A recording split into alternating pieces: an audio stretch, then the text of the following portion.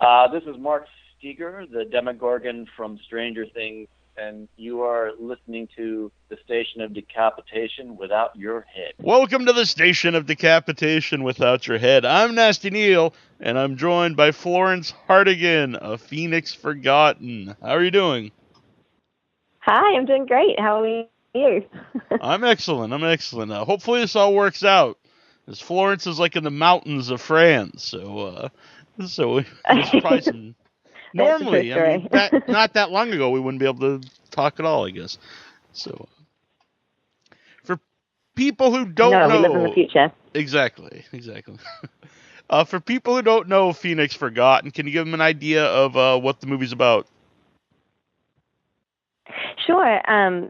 So it's based around a true story, which is that some true events, which is that in March of 1997, there was the largest recorded UFO sighting in history in Phoenix, Arizona. Hundreds of people saw these mysterious lights fly over in the night sky, and there was tons of speculation about what that was. And that's kind of the jumping off point for our story. And it tells the story of Sophie, who's my character. My brother in our story went looking for the reason behind the Phoenix lights, and he was making a documentary 20 years ago, and now I've come back to my hometown to try and find out what happened to him, and I'm making a film about it myself. So, yeah. Mm-hmm. That's it in a nutshell. Yeah. Were you familiar with that incident before you got involved in the movie? You know, I wasn't. I grew up in New Zealand, so I wasn't aware of the actual sighting at the time. But since becoming involved in the project, I've read about it a lot and read everything about it and watched documentaries about it. And it was a pretty interesting sighting, not just because it was like so many people saw it and so many people divided on what it was, but also like it's kind of an interesting story in that the way that it was handled in the news, where it kind of got picked up by the 24-hour news cycle and became this big national thing, where it was just kind of this thing that happened in Phoenix, and it blew up into a huge story very quickly and kept getting recycled, which was kind of interesting. And then the government didn't put out a statement for a long time, and then when they did, the statement they put out, they had a press conference, which was kind of a joke. Mm-hmm. So that kind of made they had a guy dressed up in an alien suit, and you'll actually see some of that real footage in our film. Mm-hmm. And so I think some of that kind of flippant treatment of it made some people more convinced that it was something kind of a cover-up had been going on. So there's a lot of kind of controversy around it, which is pretty interesting to me. Yeah. How much actual real footage was used in the movie? Well, I think that's one of the kind of interesting things about our movie is that it does kind of blend fact and fiction. Yeah. Our filmmaker, our director, Justin, has a really strong documentary background, and so he does use like real footage. There's real news footage from the time. There's real news footage from like press conferences, and there's real footage of people that are figures in the whole sighting years later. And we also interview real people. So there are people in the movie that aren't actors, mm-hmm. and we actors are interacting with them and asking them real questions. And so at the same time, there is a script and there's a fictional narrative. And so I think that kind of combo is something I really liked about the project. Yeah. Did those people that were interviewed know it was for a fictional movie, or did they think they were answer questions for a documentary? Oh yeah, no, we didn't prank anyone. There was no Borat situation going on. Right. Yeah, no, I don't want them to sue you or anything. So, but that's interesting that they, they were cool with it. To be in a movie that was fictionalized. But I always think in a movie if you do have actually one of our sorry. There's a guy. Oh, sorry. That's all right. No, I was going to say there's a guy that we worked with who's one of the real people he was a pilot and kind of someone that's involved in like a lot of search and rescue, has been involved in the whole search and rescue kind of cases in his life. We interviewed him, and he liked it so much he's got the acting bug now, and he's taking lessons. And, oh, wow. He does a great job. So if any casting directors are listening, he's awesome. That's pretty awesome, actually. And I always think in a movie, even if you're not aware of the actual story, when you have like a basis in reality, it adds a realism to the movie. Like even if you're not aware that it's there, I think like it's something in your head it clicks. Yeah, for sure. I mean, I think with all I think the best art is something that you resonate with, right? So it's something that comes from an experience that you recognize in some way. I think. Yeah. If something's real, then obviously it has happened to somebody, and maybe that's the connection point, you know. Are UFO sightings popular in New Zealand? You know what? New Zealand, I would say, if I can speak and sum up and generalize, is a nation of pragmatists. So we're like a nation of like open-minded pragmatists. So I don't know anybody that's seen a UFO, but I'm sure if they saw one, they'd be like, oh, yep, something I can't explain, but not going to worry about it. I've got more sheep to farm. So how do you go about having an American accent in a movie?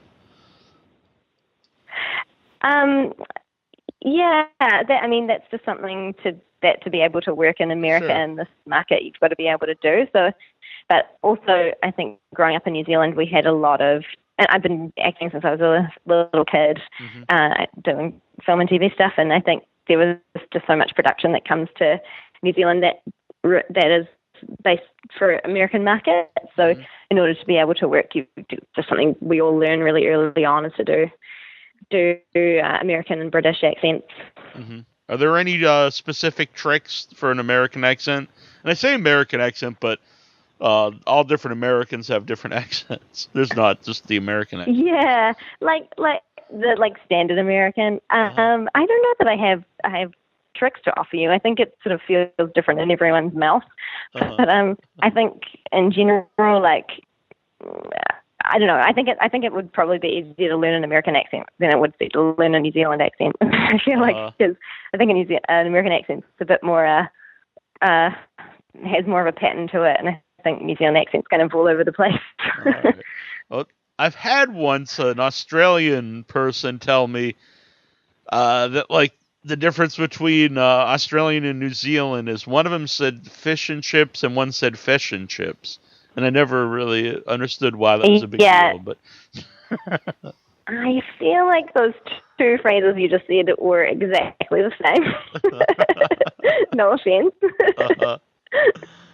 But yeah, the litmus test is usually New Zealanders say fish and chops, and Australians say fish and chips. So that's the diff. Yeah. So, you said you watch a lot of American TV and stuff, or movies or whatever.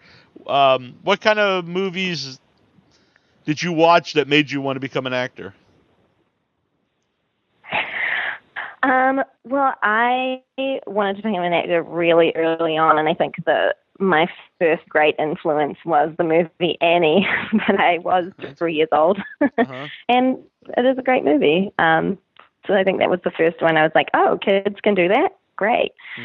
And then I just kept doing it. But I do love film, and I actually took a break from acting in my college years and studied film theory and writing and filmmaking and that side of things at university because I wanted to understand that side of things more. So I just love it.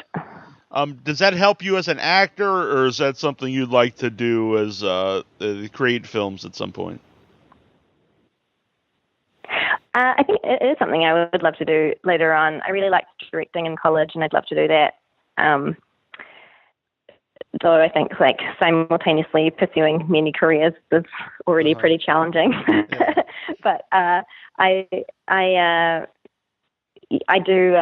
I write and I create my own content already. I write little shorts for Funny or Die, and I've written some shorts, and I'm writing a longer project right now. And so I think as an actor, it's good to it's good to be able to make stuff for yourself, so you're not so much at the sort of mercy of the director being in other people's projects. It's nice to feel like you have some sort of ownership over something. Mm-hmm. So, back to Phoenix Forgot. When you're acting in a movie that's found footage, obviously, you got to look at the camera once in a while because you're acting because that the camera's there. So how different is that than acting in a traditional movie? Yeah, that is weird. That's one thing that I had to be reminded to do. As Justin was like, just remember to look at the camera every once in a while, like, because it's there. Right. And in every other project, they're like, don't look down the barrel of the camera. It's the worst thing you can do. But in this movie, like, one of the things that made it easy to remember is that the character of Jay, who actually the voice of it is Justin, our director. But the cameraman is a character too. So I just tried to interact with him as I would. But I think also, like, the challenges for me is, like, when you work with somebody like that, they just become part of the fabric of the background, and you don't sort of kind of just do your own thing. What are your thoughts on found footage films? It's kind of become its own, like, subgenre of movies. Yeah, it sure has. Well, I wasn't I think, when Blair Witch Project came out, that was such a genius thing. And I think it can never happen again because now we have the internet. you can never pretend so completely like that something is real like that. But I think, I don't know, it's a genre I really enjoy. I mean, even in the mockumentary in so many ways, like, I think because I love filmmaking, it's always something that's like a little bit of a nod to, like, what it's like to be in the world of somebody who also loves something that I love. Because, you're watching the footage someone's filmed, so they're necessarily a filmmaker, right?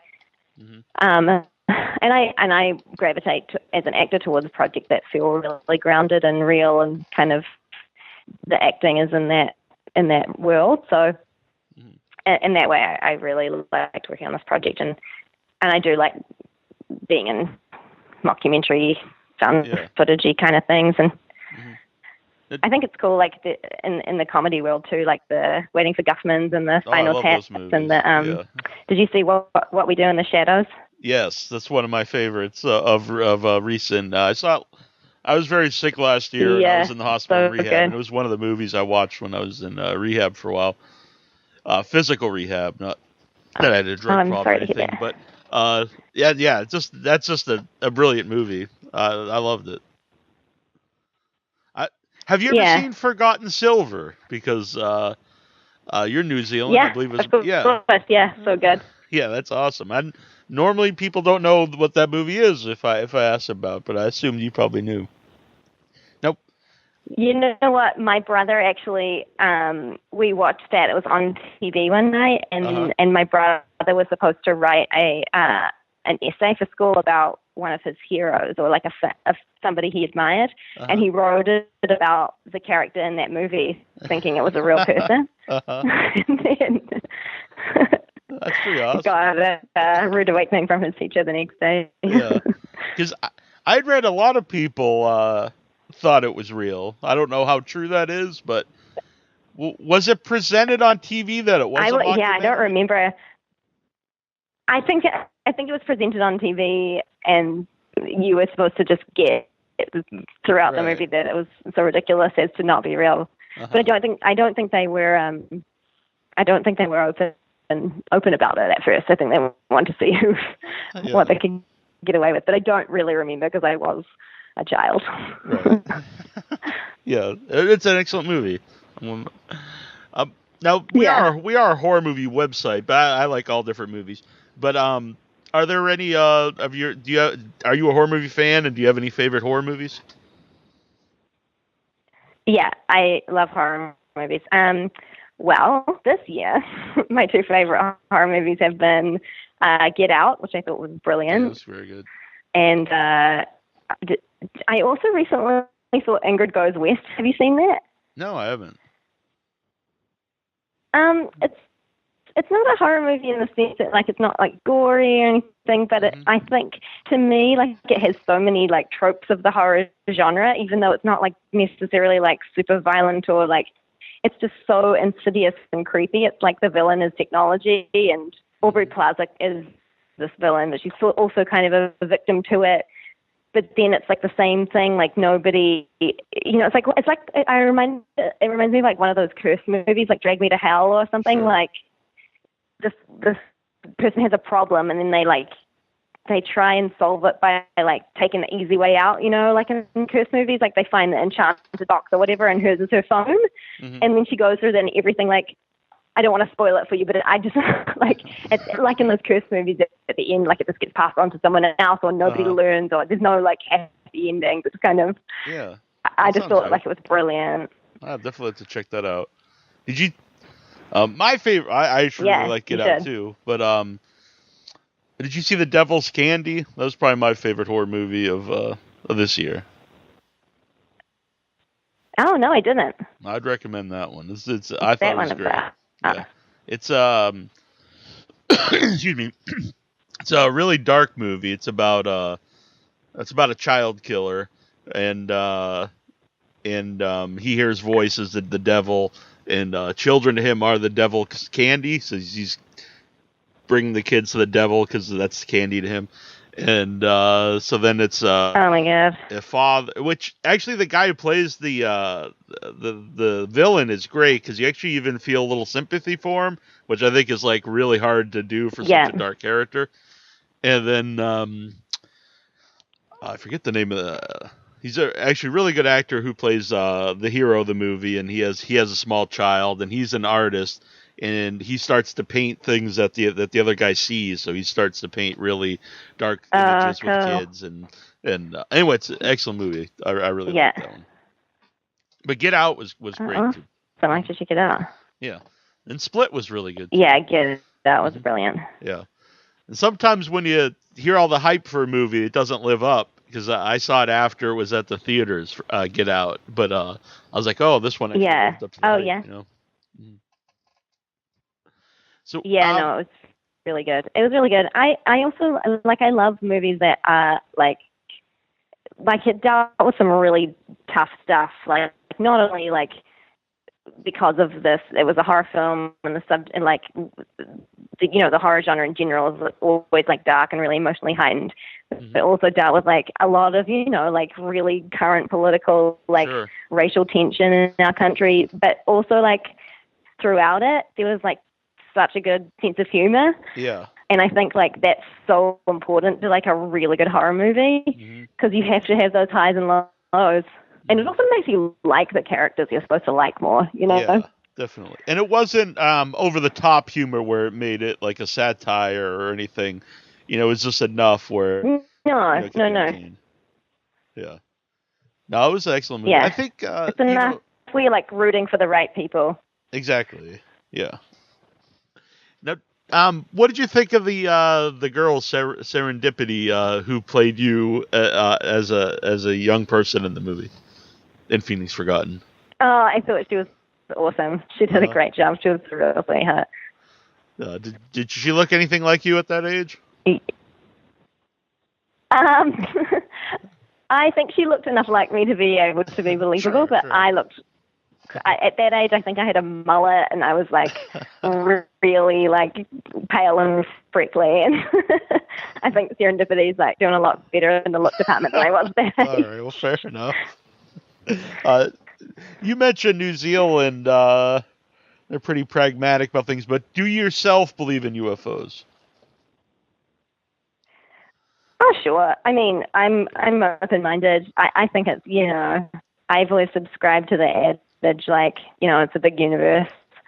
There's room for a lot of things. But I also heard this NPR show the other day. I think it was a This American Life episode, where the whole thing was about what if we actually are alone. Do you listen to This American Life or anything like that? No. That sounds interesting, though. No. Oh, yeah, it was this guy who had some really solid theories, and there like people that really firmly believe like not that, you know, the conditions for life to develop, like the odds are maybe we're just like alone. And I'd never really thought about it before. And in this program, the guy was really bummed out about it. And I was like, oh, that is kind of a sad thought. Like if we're just alone in the universe, there's no one like wiser than us to learn from. And like, you know, and there's no like, and we're other life out there. That seems really sad. And you know, if we'd mess it up for ourselves, that would just be the end. Yeah, I know. I've got to get going on Mars, man. Yeah, it's a depressing thought. Run out of time. Right. Or if the sun burns out, there's, you know, nobody else anywhere else, and it's not a very nice thought, but it's an interesting thought. It's a weird thought. Yeah. Yeah. How did you get involved in I almost said Forgotten Silver. How did you get involved in Phoenix Forgotten? In Forgotten Silver, well, I met Peter Jackson at a cafe, and he was like, "You seem amazing." No, Phoenix Forgotten, my movie that I was actually in.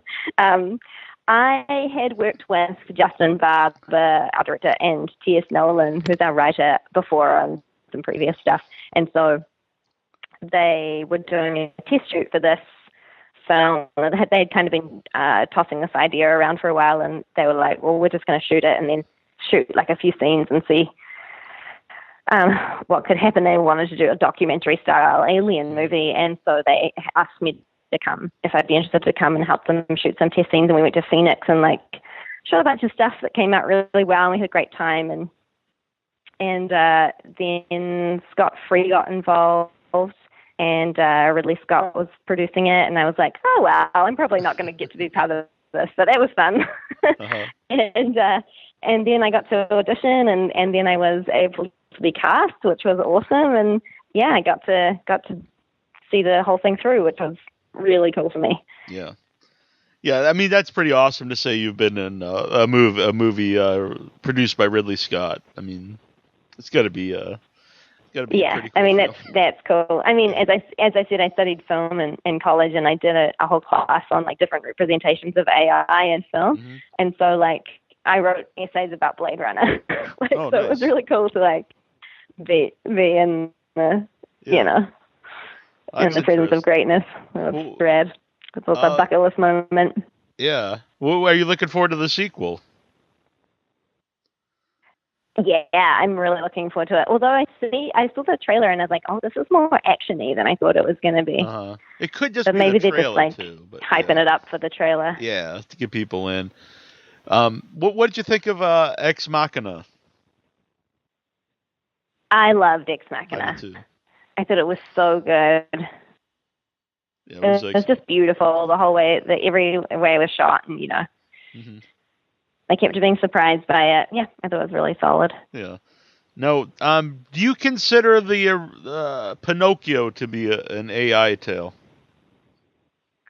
Oh, sure. I never really thought about that. I am too very interested in AI. I mean, it's more.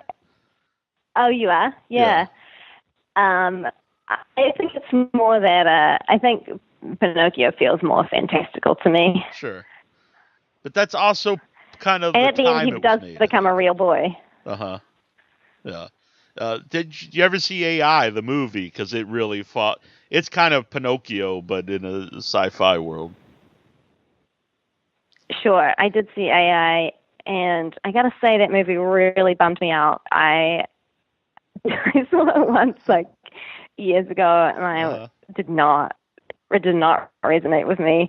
Although I'll always remember Jude Law's performance in that film as maybe my favorite of his career. He was great as Gigolo Joe, whatever that guy's name was. Yeah, I personally like the end where it is very depressing until it's like they have the kind of a tacked on ending where it's kind of makes it more upbeat in a way when the alien. I don't want to ruin AI. This movie, it's like 20 years older, but when they have like the aliens come, I think it really disconnects from the rest of the movie. Yeah, I don't remember. He falls in the ocean and he's like waits there for 1,000 years and then he's found by aliens. Is that what happens? Yeah. I kind of like the ending where that's it's what I depressing, remember. but he's just there, and I kind of like it if it just ended there. But then the whole alien thing, I don't know. It just seems very different than the rest of the movie. Just kind of out of the blue. Yeah, it's sad. I just felt so sad for him. Yeah, he's just sitting there at the bottom of the sea forever. The whole time. Yeah. Oh, do you remember Bicentennial Man? Yes. I haven't seen that for a long time, though. I haven't either. I haven't thought about that movie in forever, but I just remembered that Robin Williams did that weird AI movie. Yeah. Uh-huh. So would Blade Runner be the top for you for AI movies? Yeah, for sure. I really liked it. Yeah. I'm also a real fan of WALL-E, though. WALL-E? Yeah, that's actually a good movie, too. Oh, speaking of, animation, you have an animation movie coming up.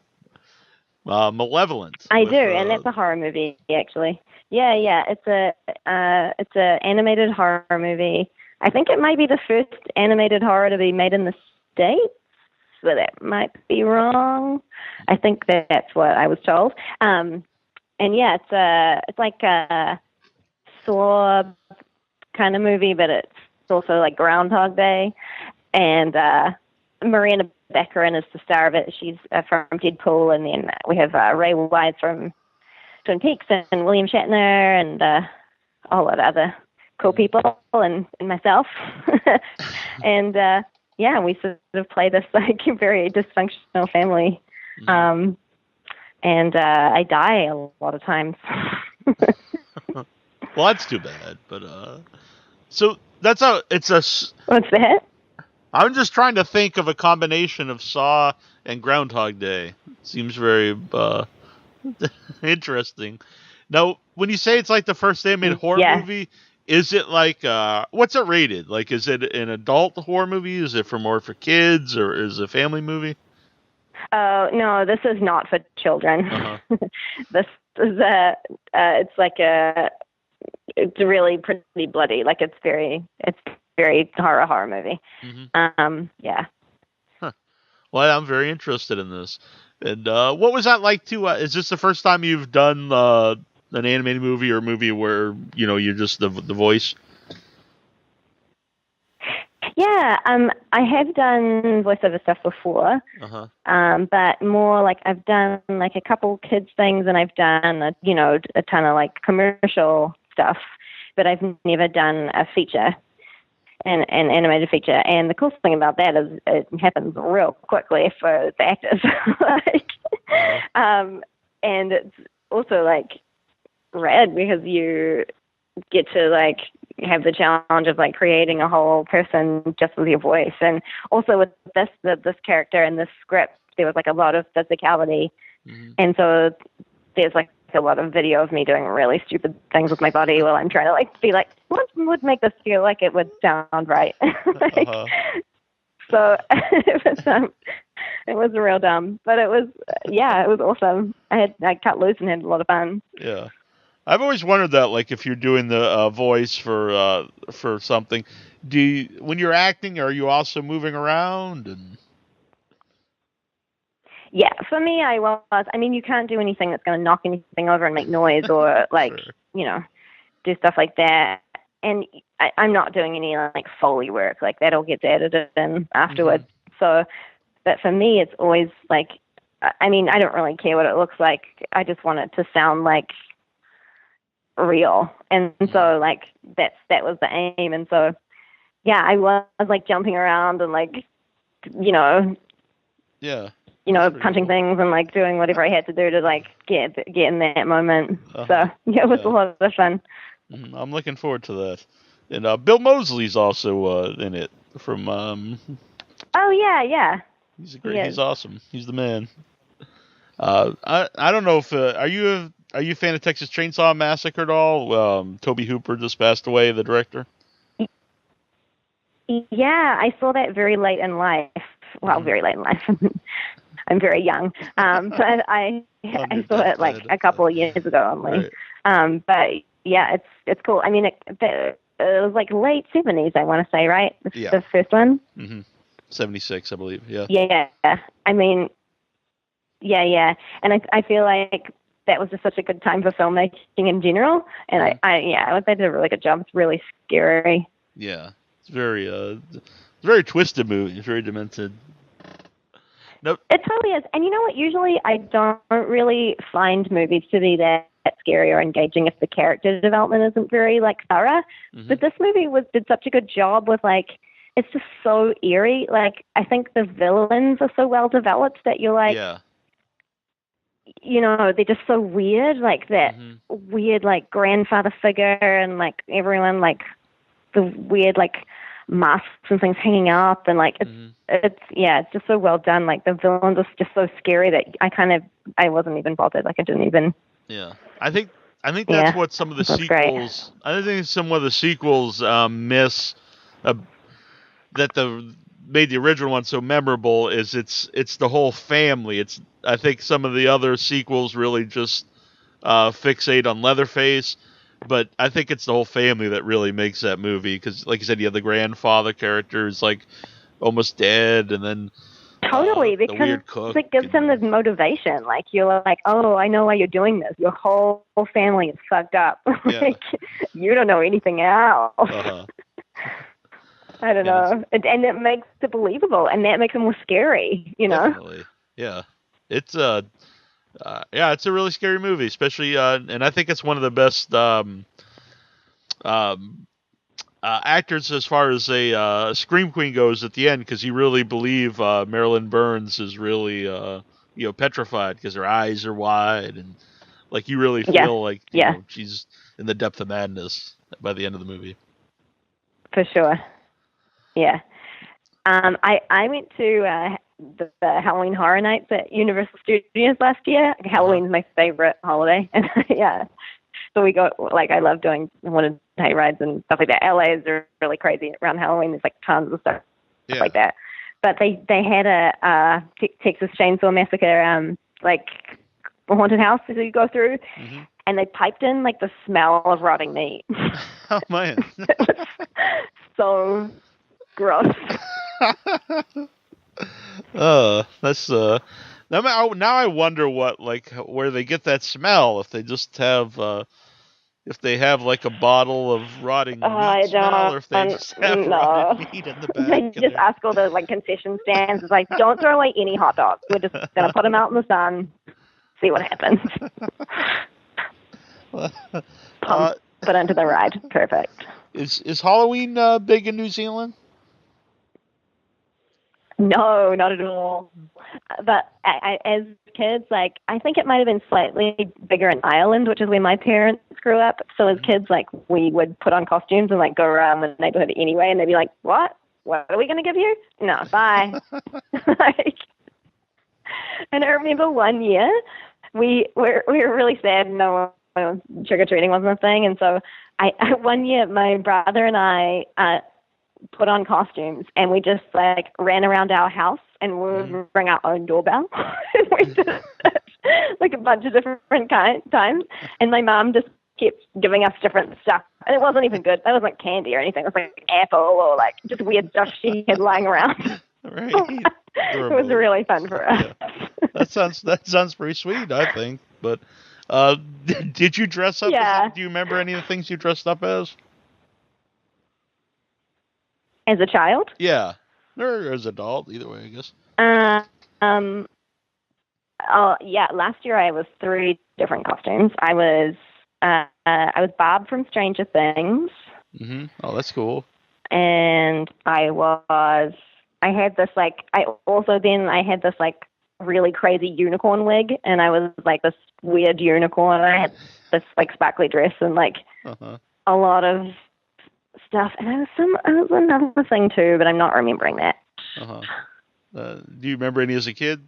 Oh, one year as a kid, I don't remember anything, but I do remember. I think my favorite costume as an adult was one year I was a kind of frisk panda, and I dressed up as a panda, and then I made a leg out of like the ends of my some jeans that I cut off, and I put Twizzlers coming out the top, so it looked like muscle fibers, and I was just eating them all night. I like that. I like Twizzlers too. They're good. Yeah. I do not like Twizzlers. That was Really? just perfect. Oh. They're so dry. No, I'm not. I don't like Twizzlers and I don't like a red vine. I'll eat a red licorice, but that's because it's got more moisture to it. Like, Twizzlers and red vines, like, you've taken the worst parts of red licorice. It's just like dry as a bone. Maybe you're just eating. Maybe you've only had stale Twizzlers. You haven't had fresh ones. I think they come that way, mate. Like, I feel like right out of the bag, they're just like chalky. I don't know. Sorry. I'm ending this interview now because I really like Twizzlers. Yeah. That's fine. I'll take it. That's a strong stance for me. Were you around the other actors in Phoenix Forgotten? The ones that you're making the documentary about? Mm-hmm. Yeah. So it was funny because we the film is shot in two different time zones. So we're sort of making two sort of films simultaneously. Mm-hmm. One set in 1997 and one set in 2016 or 15 or whenever it was. I think when we first started shooting, it was end of 15. And but the locations were recycled from time zone to time zone because there was a lot of crossover. So we and all of the film was on location. I think apart from like 1 or 2 days, we shot on a soundstage to get some of the practical effects. So there was a lot of like travel and hanging out that went on, and so we all got to hang out together quite a lot, and which was nice. Everyone was really cool. It was a really nice group. Mm. Where was it filmed? We shot it mostly around the LA area. We shot a lot in Acton. We shot a lot of some of the desert stuff in Anza-Borrego National Park, which is this really beautiful desert park near San Diego. Mm-hmm. And then we did a couple of weeks in Phoenix too, mm-hmm. for the stuff that needed to be authentically Phoenician. Mm-hmm. Did you get to see the finished movie with did it play at festivals or anything? Did you get to see it with an audience? Oh yeah, it had a theatrical release, so it was in theaters, and yeah, I got to see it with an audience. That was really cool. Uh-huh. That was a fun thing, yeah. Is that nerve-wracking at all to see your movie with an audience? Yeah, I think it usually the audience part isn't the scary part for me. I think for me, like, just seeing the movie, no matter where it is, like, first, sure, it's always a little bit like, oh god, I hope it came out. Like, and it's not like even the movie itself, or I just like it's quite self-critical, and I like, so I never like to watch it right away with everybody. Mm-hmm. I just like to have time to like, I like to watch it on my own and like, you know, pick it apart in my own time and like make my peace with whatever it is I don't like, and then I can see it in front of everyone. I'm like, okay, I've done my self-flagellating. Now I can like enjoy it. And so luckily with this one, I'd already seen like several cuts before I saw them theater, so that was really nice. Very cool. I saw. Sometimes it doesn't happen that way, and the first time you see it is in front of a group, and that's like hard. Yeah, I can imagine that. I saw on your IMDb page that you trained with the Upright Citizen Brigade and the Groundlings. Did that help you in? Does that help you in dramatic acting, having the background in comedy and? Yeah, I mean, I think everyone should train about, and then I feel like in America it's more kind of segregated in terms of like, these are the actors that do comedy and these are the actors that do drama. But I feel like in New Zealand and I feel like England's a bit more like that too. It's like everyone just does everything, because it's not like there's like tons of jobs going around. Like, it's just like you have to be able to do it all. And so I always try to find like a little bit of lightness and, you know, comedy in the drama and drama in the comedy. But I must say for this movie particularly, there was so much improvisation in it, Sure. as there often is for sound footage, but because we were also trying to make this documentary style thing, that the Groundlings and what Groundlings and UCB focus on mainly is improv. So I had that skill set already, and that was just so helpful. Mm-hmm. Is comedy though itself, is that something you like to do more with?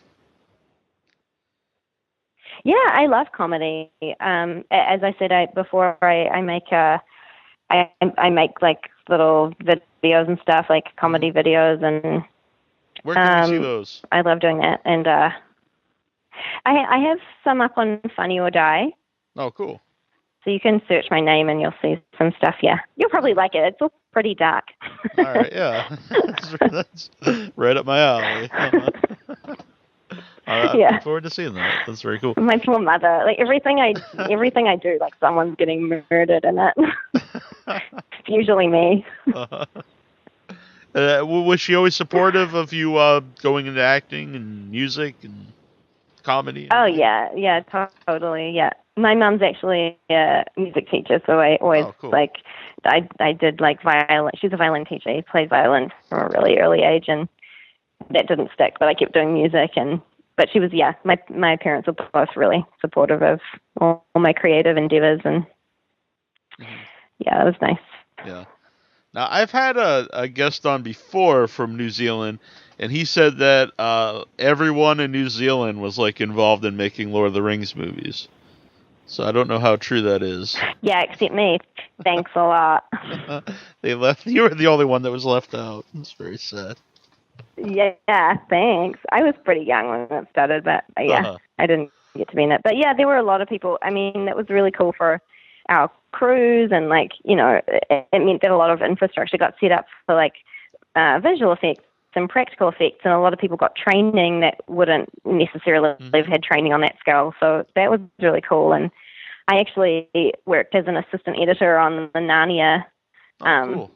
movie, which came after that, which there was like a lot of crossover of crew from Lord of the Rings to that, and you know, because like people that had kind of come up on those movies, and then you know, got to work on the next kind of big budget thing, which was really cool. And did you ever see Peter Jackson's Brain Dead, or it's called here Dead Alive? Of course, yeah. I love that movie. Yeah, it's amazing.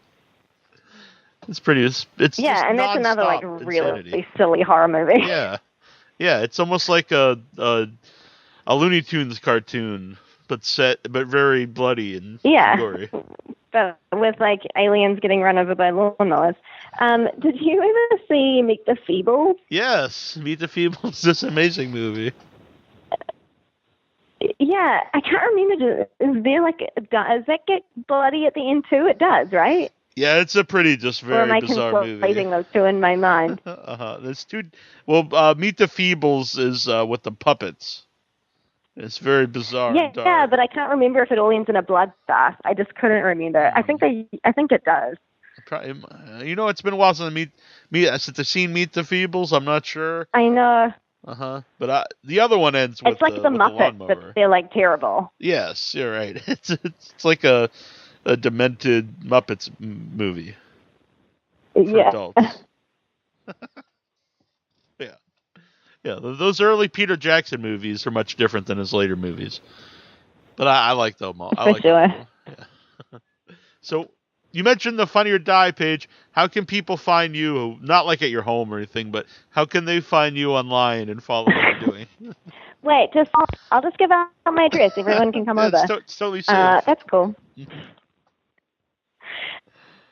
I'm kidding. I know. The thing I update most is I had my pen out. I was my going to write Instagram. it down. Go on, I'm sorry.